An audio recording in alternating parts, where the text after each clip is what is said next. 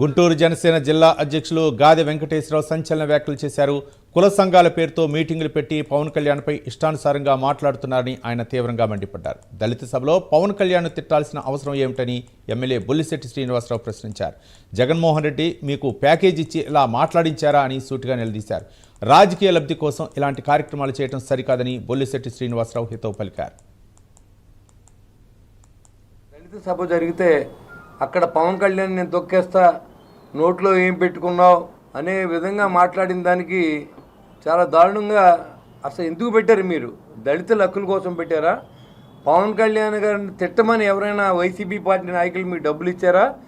దాన్ని వెంటనే కామెంట్ చేయడానికి ప్రకాష్ రాజ్ గారిని కూడా రంగంలో దింపి ఇద్దరు కలిసి ఒక పద్ధతి ప్రకారం ఆయన ఏదో అడుగుతున్నట్టు ఈయన ఏదో చెప్తున్నట్టుగా వీళ్ళిద్దరూ కలిసి వెనకాల జగన్మోహన్ రెడ్డి గారు ఏమన్నా మీకు ప్యాకేజ్ పంపారా అని కూడా నేను అడుగుతూ ఉన్నా.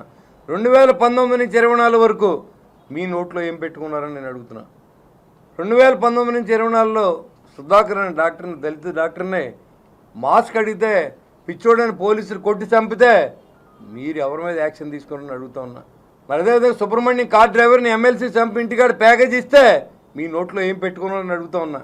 మరి ఏదైతే దళితులకి విదేశీ అంబేద్కర్ విద్య 12 లక్షల రూపాయలని మీరు రద్దు చేసినప్పుడు మీ నోట్లో ఏం పెట్టుకున్నారా రావణ్గా అని అడుగుతా ఉన్నా నేను.